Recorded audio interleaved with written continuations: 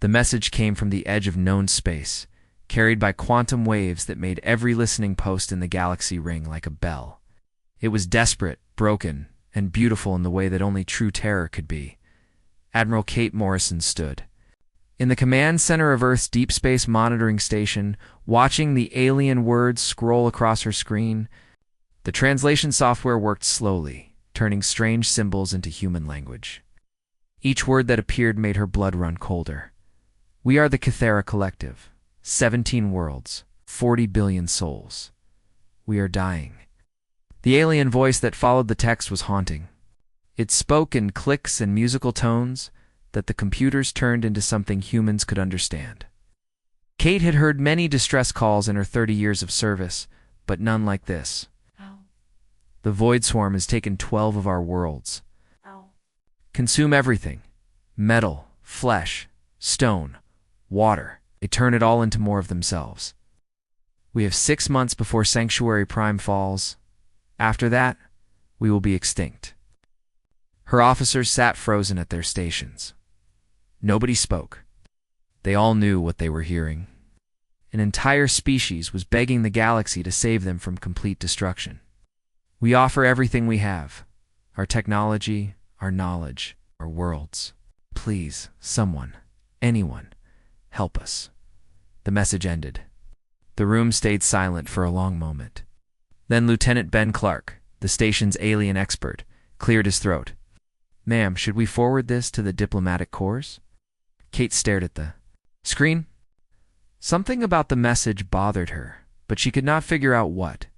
The Cathara sounded peaceful. Their offer was generous. This should be a simple rescue mission for the regular fleet.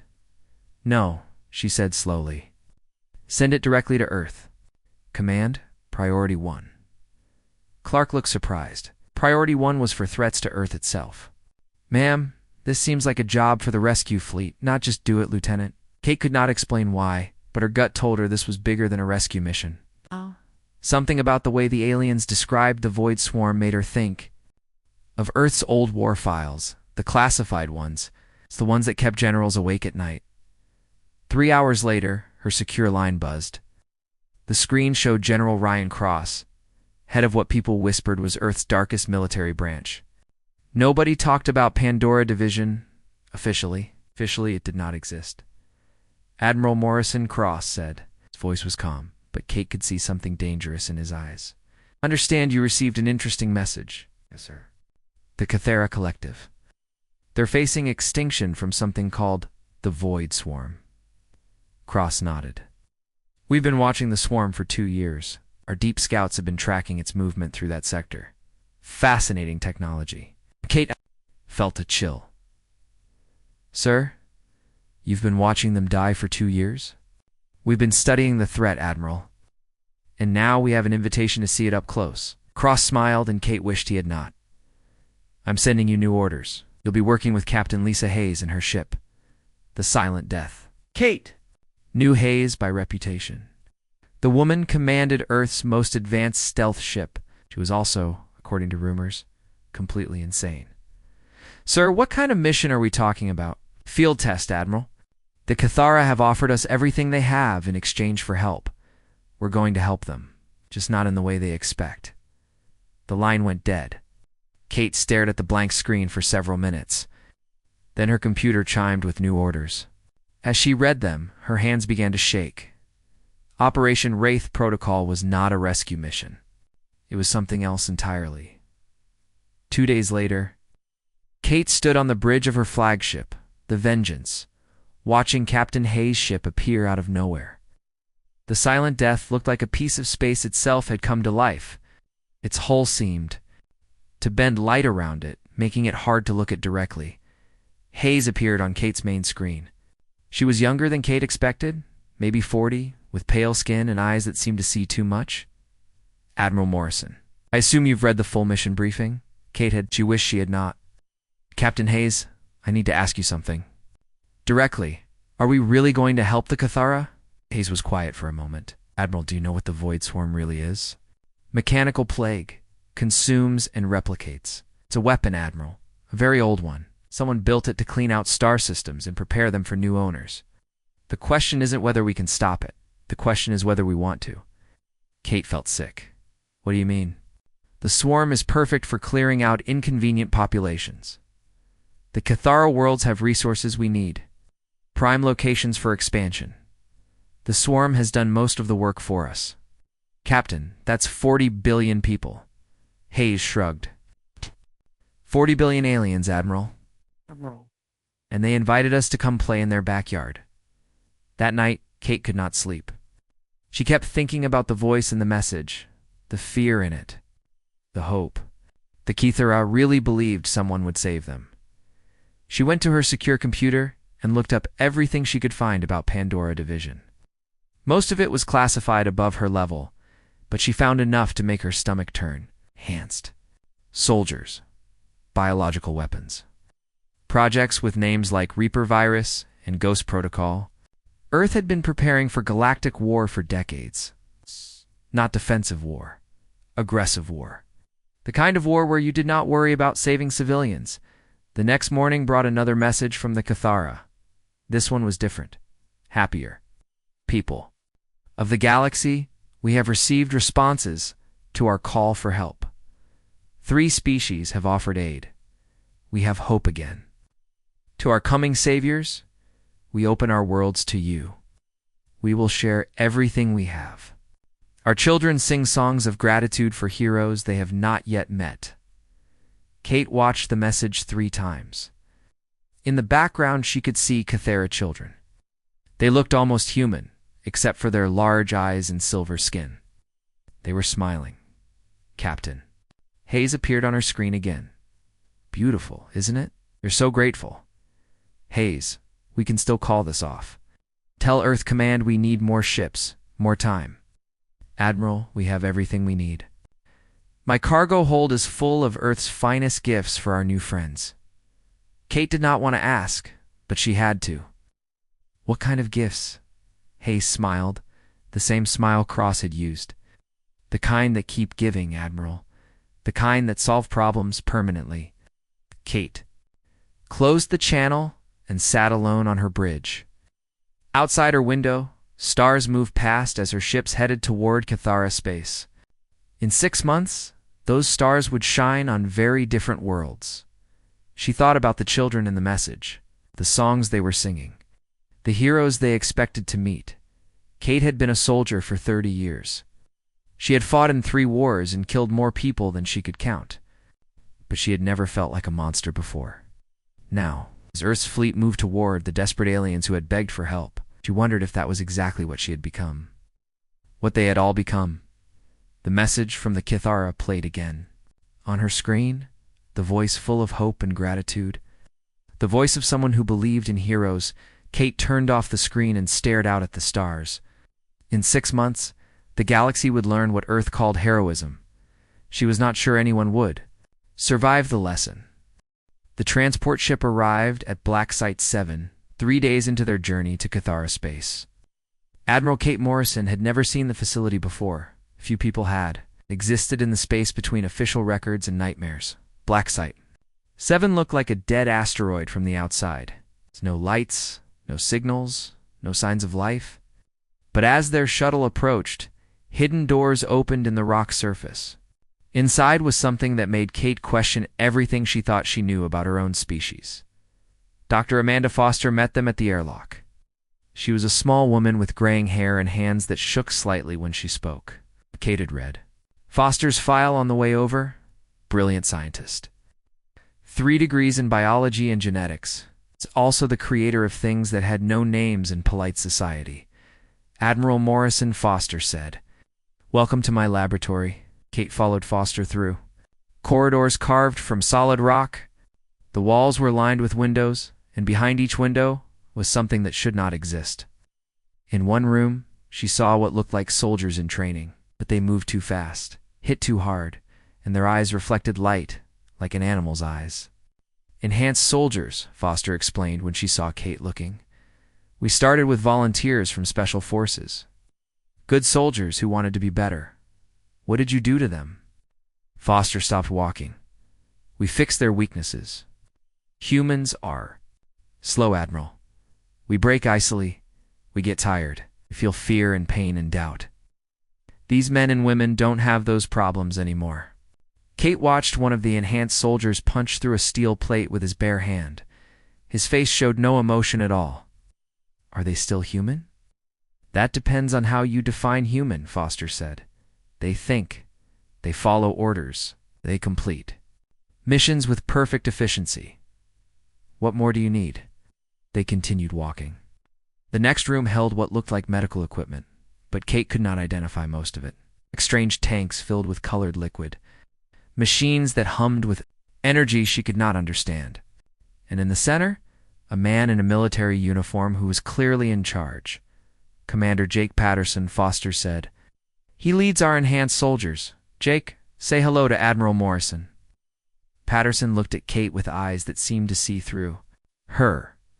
When he spoke, his voice was calm and emotionless. Admiral, I understand you have questions about our capabilities. Kate did have questions, but she was not sure she wanted answers. Commander, how many enhanced soldiers do we have? 50 on this mission, more in production back on Earth. Production. Foster smiled. It was not a pleasant smile. We don't recruit anymore, Admiral. We build what we need. The next room made Kate's stomach turn. Behind the glass, she saw things that might have once been human. They moved wrong, like broken dolls trying to dance. Some had extra arms. Others had skin that looked like metal. All of them had the same empty eyes as Patterson. Early experiments, Foster explained. We learned a lot from their mistakes. Kate wanted to leave, but Foster led her to one more room. This one was different. Instead of windows, it had thick metal doors with warning signs in multiple languages. The air around the doors felt wrong somehow, like it was too thick to breathe. This is our biological weapons lab, Foster said. Our pride and joy. What's in there? Foster's eyes lit up with the excitement of someone sharing their favorite hobby, the Reaper virus. Self-modifying biological weapon. It adapts to any organic material and turns it into a weapon against its own species. Kate felt cold. What do you mean, weapon against its own species? The virus studies whatever it infects. Then it changes that organism to hunt and kill others. Of the same species, an infected human becomes the perfect human killer. An infected alien becomes the perfect alien killer. That's impossible. 3 years ago. Yes. But we've made remarkable progress. Foster pulled out a small device that looked like a medical scanner. Would you like to see how it works? Kate stepped back quickly. No, definitely not. Foster laughed. Don't worry, Admiral. This is just a simulator, but you should understand what you're carrying to the Cathara worlds. The device projected a hologram showing a planet covered in green vegetation. Foster pressed a button, and red dots appeared across the surface.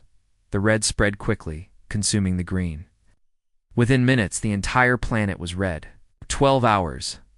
From initial infection to complete conversion, Foster said proudly. The virus doesn't just kill, Admiral, it creates an army. Kate watched the hologram reset and play again. This is what we're taking to help the Cathara. Help as a relative. Term Patterson said. He had been listening silently. Our job is to eliminate threats to human expansion. The Void Swarm is a threat. The Cathara are competition for resources. The virus solves both problems. Kate stared at him. The Cathara called us for help. We're helping them understand their place in the galaxy, Patterson replied. They'll thank us eventually. Foster led them to the final room. This one contained what looked like normal human soldiers, but Kate could tell they were different. They moved with the same unnatural precision as Patterson, but they looked more human, more normal. Generation for enhanced soldiers, Foster explained. They can pass for completely human until activated.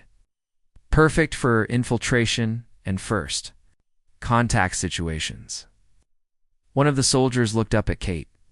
For a moment, his face showed normal human emotion. Fear, maybe, or regret.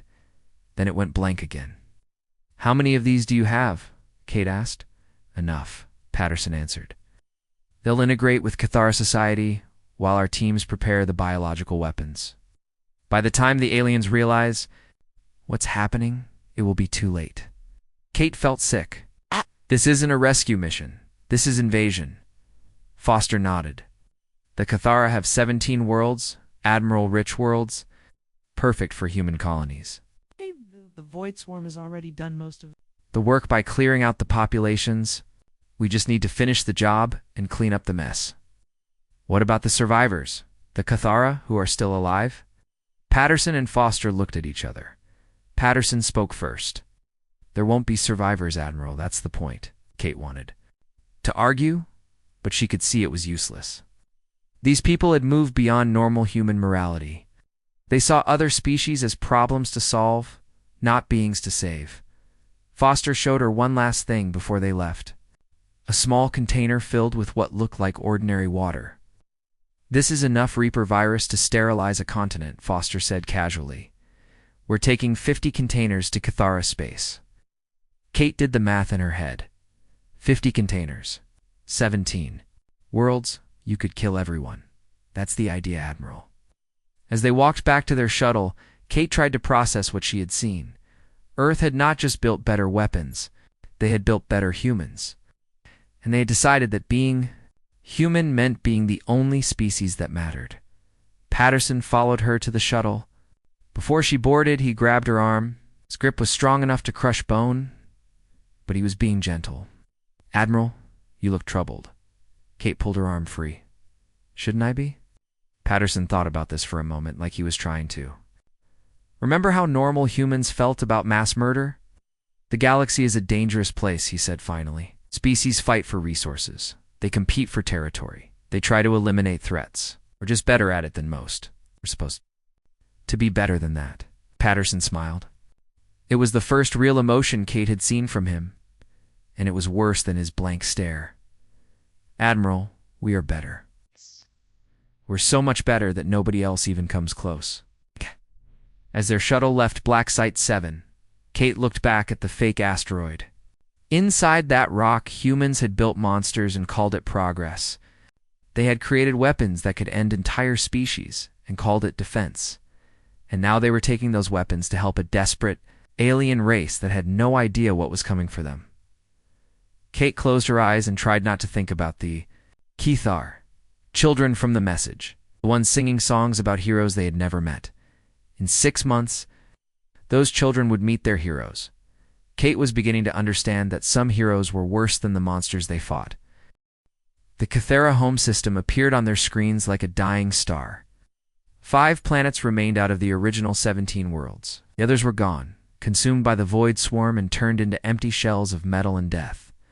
Admiral Kate Morrison stood on the bridge of the Vengeance watching the approaching planets. Even from this distance, she could see the scars.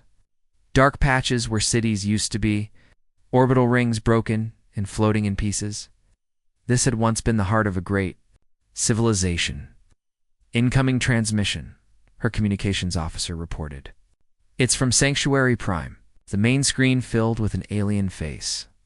The Cathara looked almost human, but their skin was silver and their eyes were larger and completely black. When the alien spoke, the translation made his voice sound tired and desperate. Human vessels. This is Veltar of the Cathara Council. We have waited for your arrival with great hope. Please dock at Sanctuary Station. We have prepared everything for your welcome. Kate looked at Captain Hayes on the secondary screen. Hayes was smiling that cold smile again. Shall we go meet our new friends, Admiral? Kate wanted to refuse, but she had her orders. Take us in, Sanctuary. Prime was beautiful, even wounded as it was. The planet glowed soft blue and green, with massive cities that looked like they were grown rather than built, but Kate could see the damage. Half the continents were dark. The Void Swarm had already consumed much of their world. Sanctuary Station hung in orbit like a silver flower. As their ships approached, Kate saw crowds of Cathara waiting behind the viewing windows. They were holding signs with human writing. Welcome, heroes. Thank you for saving us. Earth brings hope. Kate felt sick. The docking went smoothly. As soon as the airlock opened, a group of Cathara officials rushed forward to greet them. Their leader was Veltar, the alien from the transmission. He moved with the dignity of someone trying to stay strong while his world died around him. Admiral Morrison, Veltar said in careful English. Your arrival brings light to our darkest hour. We have studied your language and customs too properly. Welcome you. Behind Veltar stood dozens of other Cathara, scientists, soldiers, civilians, all of them looking at the humans with the same expression. Hope. Pure, desperate hope. Kate shook Veltar's hand. His skin was warm, and his grip was firm. He felt real, human. That made everything worse. We're here to help, Kate said. The words tasted like poison. Veltar led them through the station. Every corridor was filled with Cathara who had come to see their saviors. Children pressed against the windows to wave at the humans. Adults bowed respectfully. Everyone smiled. We have prepared quarters for your entire fleet, Veltar explained as they walked. Our finest foods, our most comfortable rooms. Nothing is too good for those who came to save us. Kate saw Commander Patterson walking with the group. He looked completely normal, just another human officer. But she could see him studying everything. The layout of the station, the location of important systems, the number of guards. Dr. Ben Clark, the alien expert, was talking with a group of Cathara scientists. They were showing him their technology, explaining their defenses against the Void Swarm. Clark nodded and asked questions. But Kate could see he was really gathering intelligence. Tell me about the Void Swarm, Kate said to Veltar. How long? Until they reached this system? Veltar's expression darkened. 3 months, perhaps less. They move through space like a plague, consuming everything. We have fought them for 2 years, but nothing stops them. They learn from every battle and become stronger. They reached a large observation deck with windows facing the outer system. In the distance, Kate could see flashes of light. The war was still going on out there. Our outer defenses, Veltar explained. We lose ships every day, but we keep fighting. We have to buy time for evacuation. Evacuation to where? Kate asked. Veltar looked confused. We hoped. You might have suggestions. Somewhere our people could go to survive. Kate did not answer. She could not tell him the truth. There would be no evacuation. There would be no survivors. That evening, the Cathara held a celebration feast. The great hall was filled with hundreds of aliens, all dressed in their finest clothes. And they had prepared traditional foods and learned human songs to honor their guests. Kate sat at the high table with Veltar and the other Cathara leaders. The food was delicious, and the Cathara were wonderful hosts. They told stories of their culture, shared their art, and asked careful questions about human society. Your species must be very brave, said Miranel, one of the council leaders. To travel so far to help strangers, Captain Hayes answered before Kate could speak. We believe in helping those who need it. The children especially are excited, Miranel continued. They have been practicing human greetings and learning your customs. They want to thank you properly, as if summoned by her words. A group of young Cathara approached the table. They were small, with the same silver skin and large dark eyes as the adults. The eldest, who looked about 10 in human years, stepped forward. Thank you for saving us, she said in perfect English. We learned your language so we could tell you how grateful we are. The other children nodded eagerly.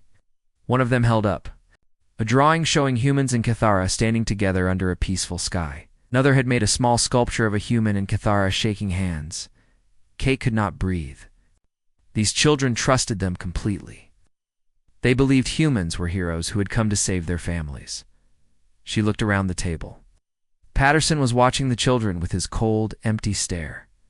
Dr. Foster was taking notes on her tablet, probably planning how to test the Reaper virus on different age groups. Hayes was smiling like a predator watching prey. After the feast, Veltar took Kate on a tour of their defense center. The Cathara showed her everything, their weapons, their shields, their battle plans. They held nothing back. We know you will need this information to help us fight, Veltar said. We trust you completely. Kate saw Patterson memorizing the layout of their defenses, every weakness, every blind spot, information that would be very useful for an invasion. Force, your people are very trusting, Kate said. Veltar smiled sadly. When you are dying, Admiral, you must trust those who offer to help. We have no choice.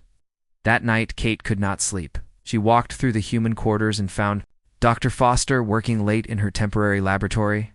Foster had samples of Cathara food, air, even skin cells from their handshakes. "Studying our hosts?" Kate asked. Foster looked up from her microscope.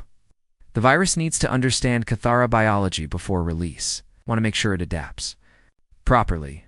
When do you plan to release it?" "Soon. Patterson's soldiers are already integrating with their society.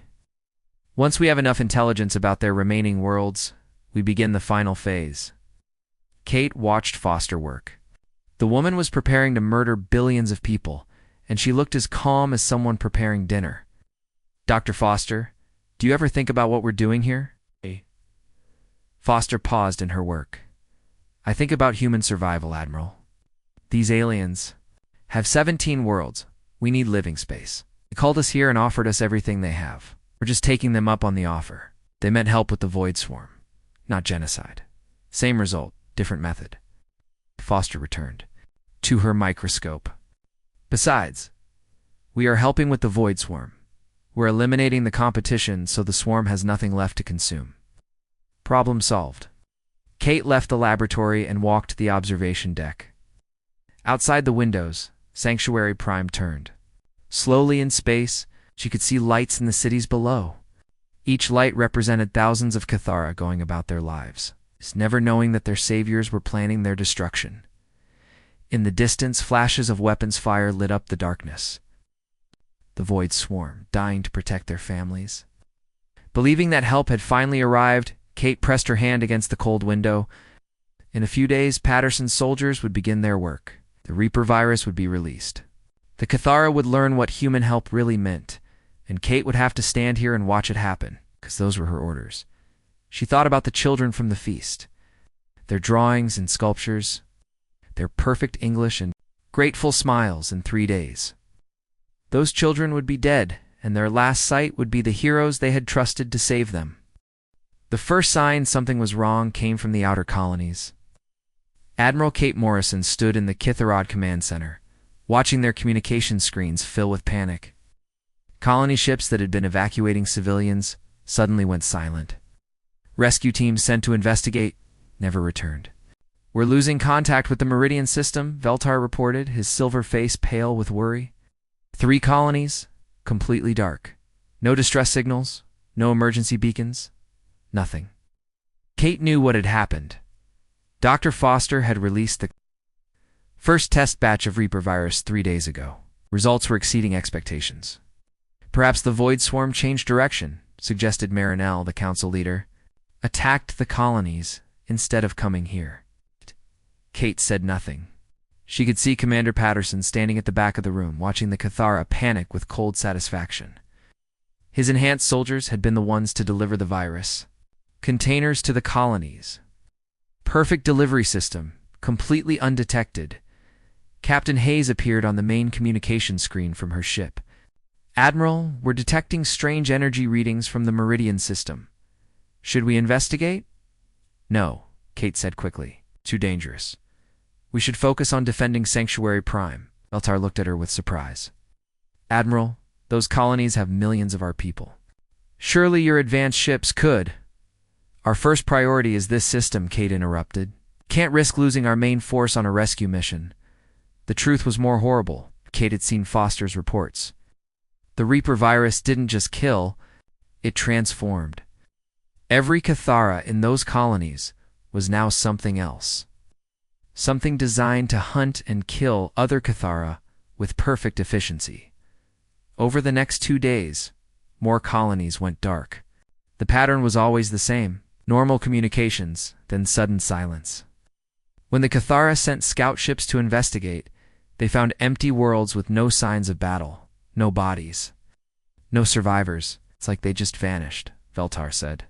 During their daily briefing, entire populations gone without a trace. Dr. Ben Clark, sitting next to Kate, nodded sympathetically. "The Void Swarm must have developed new tactics, more efficient consumption methods." Kate wanted to be sick. Clark knew exactly what was happening. They all did.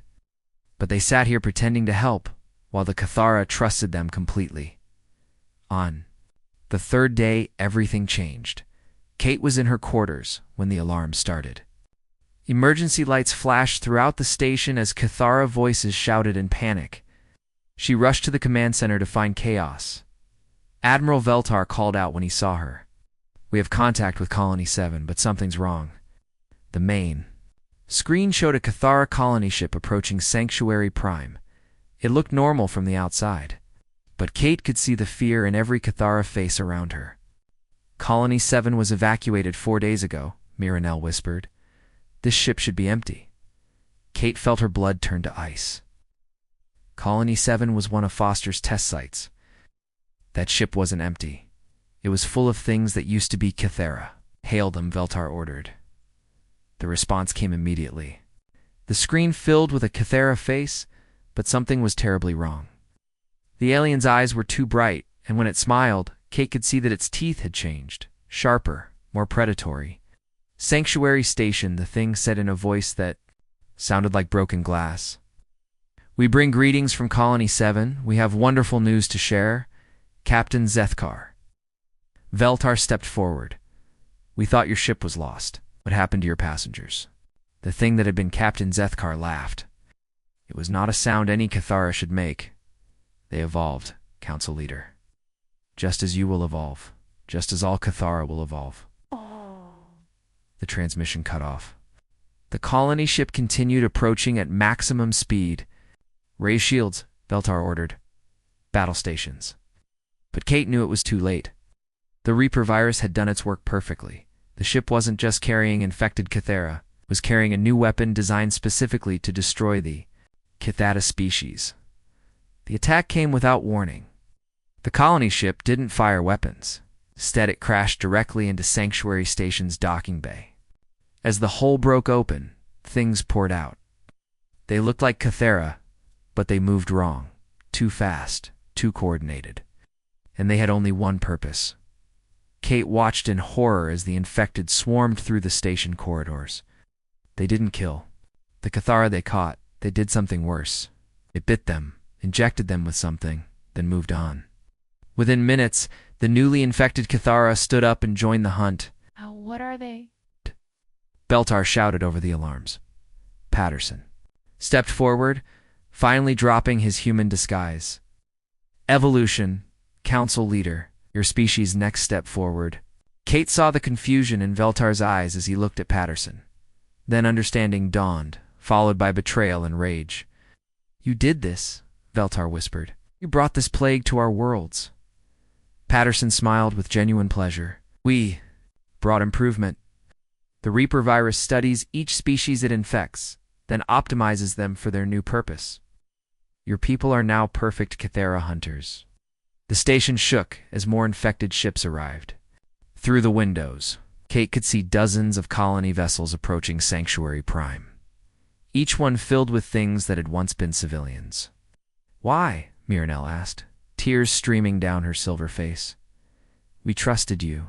We offered you everything." "We accepted," Hayes said, appearing in the command center with a squad of enhanced soldiers. "Your worlds, your resources, your strategic positions, everything you offered." Kate watched the Cathara Council members realize the truth. They had invited their own destroyers. Their desperate call for help had brought monsters wearing the faces of heroes. Veltar straightened, trying to maintain his dignity even as his world collapsed around him. "The other species who responded to our call don't exist," Foster said, joining the group. She carried a tablet showing the spread of infection throughout the station. "We sent those messages to give you hope." False. Hope is so much more effective than despair. The command center's main door exploded inward. Infected Cathara poured through, but they weren't attacking randomly. They moved with purpose, surrounding the uninfected council members, but ignoring the humans completely. The thing that had been... Captain Zethkar entered last. It walked directly to Veltar and studied him with those two bright eyes. "Council Leader," it said in its broken glass voice. "Join us. Evolution is beautiful." Veltar backed away. "Never." The infected captain tilted its head. "You will. The virus is already in the air you breathe, in the water you drink. It's in the very walls around you. Resistance only delays the inevitable. Kate felt a hand on her shoulder. Patterson was behind her, his enhanced strength keeping her from moving. "Don't worry, Admiral," he said quietly. "The virus is designed to be species-specific. Humans are completely immune." Kate watched Veltar fall to his knees as the infection took hold. His silver skin began to change color, becoming darker and harder. His eyes brightened with that same predatory light. "Admiral Morrison," Veltar said, his voice already starting to change. "Why?" Kate found her voice. "I'm sorry. I'm so sorry." "Sorry doesn't resurrect species," Hayes said, "but it's a start. Within an hour, Sanctuary Station was completely converted. Every Cathera had been infected and transformed. They stood in perfect formation, waiting for orders from their human creators. Foster ran scans on the newly infected, checking their conversion rates. Excellent results. Total species adaptation in under 60 minutes. The virus exceeded all projections. Kate looked out at Sanctuary Prime below. Already infection ships were landing on the surface. Soon the entire planet would be converted. 40 billion Cathara would become the perfect weapon for hunting down the survivors on other worlds. "What happens now?" Kate asked. Patterson smiled. "Now we clean up. The infected hunt down every remaining Cathara in the galaxy. When they're finished, we have 17 empty worlds ready for human colonization, and the infected. They'll serve their purpose until we don't need them anymore. Then we'll activate the kill switch built into the virus." Kate stared at him. "Kill switch?" Foster nodded proudly. "Did you think we'd leave 40 billion hostile weapons running around? Once they've eliminated all uninfected Cathera, the virus will consume them too. Clean, efficient, complete." Kate sank into a chair. The Cathera had called for heroes. Instead, they got something worse than the Void Swarm. They got humanity at its most efficient. Outside the windows, the lights of Cathara cities began going dark one by one. Not destroyed, converted, changed into something that would hunt down every member of their own species with perfect, merciless efficiency. And when that hunting was done, even the hunters would die. Kate closed her eyes and tried not to think. About the children who had thanked her for saving them, in a way she supposed they had been saved. Saved from having to watch their species die slowly. Now they could die quickly instead. 6 months after the Cathara sent their desperate call for help, Admiral Kate Morrison stood in the ruins of Sanctuary Prime's capital city. The buildings were intact, but empty. Every street was silent. Every window was dark. Had lived on this world? Now there were none. The infected had done their work with terrible efficiency. They had hunted down every uninfected member of their species across 17 worlds. Then, as Dr. Foster had planned, the kill switch activated. The virus consumed its own creations, leaving behind empty cities and clean air, perfect for human colonization. "Beautiful work," General Ryan Cross said as he walked through the empty streets. He had arrived with the main fleet to inspect their new territory. Clean, efficient, complete. No messy wars, no refugee problems, no resistance movements. Vacant real estate ready for new owners. Kate said nothing. She'd been saying nothing for weeks now. What was there to say? Captain Hayes joined them at the central plaza where a statue of Cathera children once stood. The statue was gone now, melted down for raw materials. "The other worlds are equally clean," Hayes reported. "No trace of Cathara civilization remaining. Even their computer networks were wiped by the virus before it finished its work." Cross nodded approvingly. "Excellent. How soon can we begin moving in colonists?" "First wave ships are already en route," Hayes said. "We'll have 1 million humans on these worlds within a year." Kate watched them plan the future of 17 dead worlds. Everything was proceeding according to schedule. The Cathera were extinct. The Void Swarm had nothing left to consume in this sector, so it had moved on to find new targets. Humanity had gained valuable territory and tested their most advanced weapons. A perfect mission by every official measure.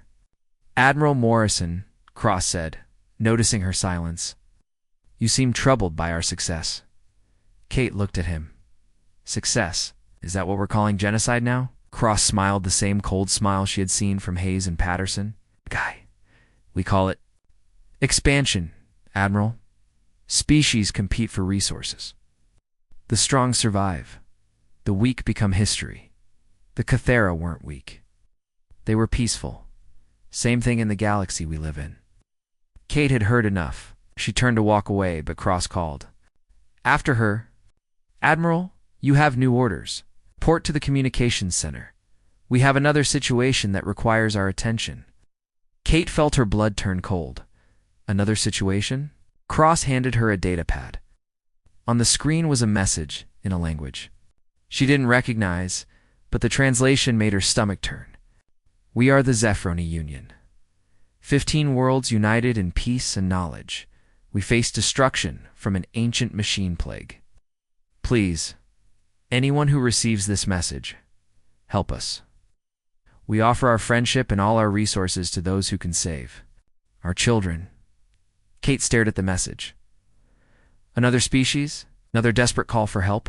Another chance for humanity to play hero while planning mass murder? When do we deploy? She heard herself ask. Cross's smile widened. The advanced ships leave tomorrow. We've already prepared the next generation of weapons. The Zephroni should provide an excellent testbed for our enhanced biological agents.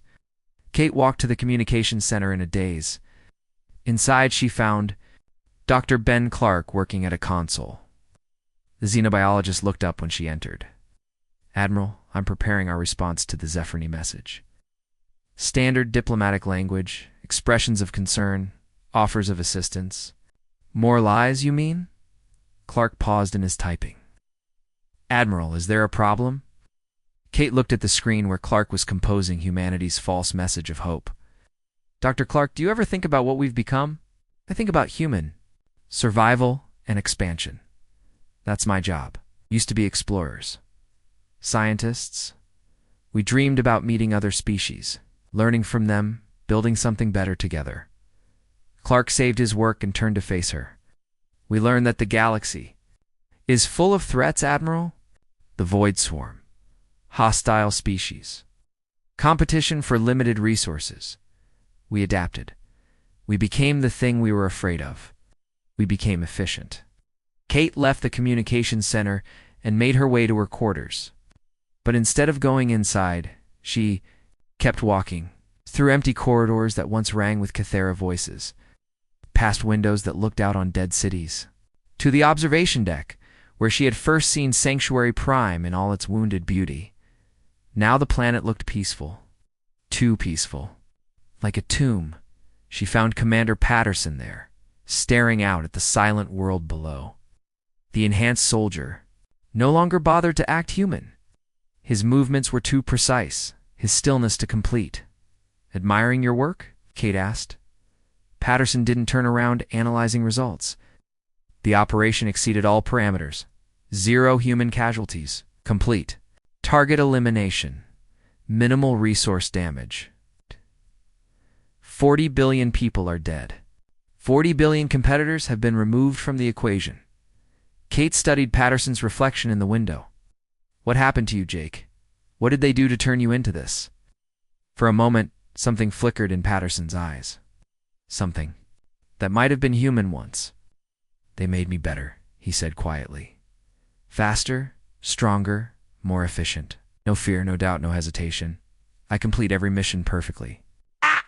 But are you still human? Patterson was quiet for a long time. When he spoke again, his voice was different, smaller. I remember being human. Sometimes I dream about it, about caring whether people lived or died, about feeling guilty when innocent people got hurt. He turned to look at Kate directly. Do you? You know what that feels like, Admiral? To remember being human but not be able to feel it anymore?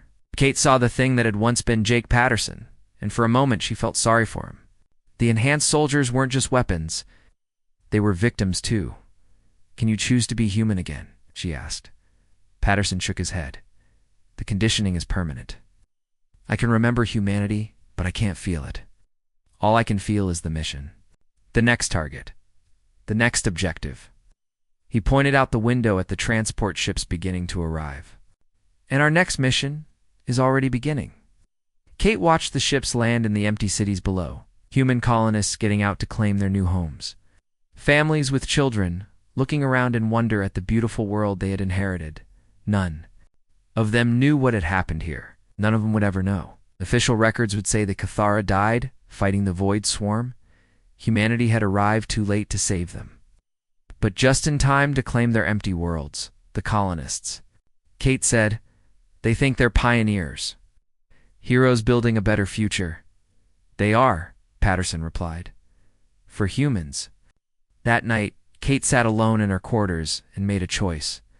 She opened a secure communication channel and began recording a message. Not to Earth Command or the diplomatic corps. To anyone who might be listening in the dark between stars. This is Admiral Kate Morrison of the Earth Defense Fleet. I am broadcasting on all frequencies to warn any species that might receive this message. Do not trust humanity. Do not accept our offers of help. We are not the heroes we pretend to be. Paused, choosing her words carefully.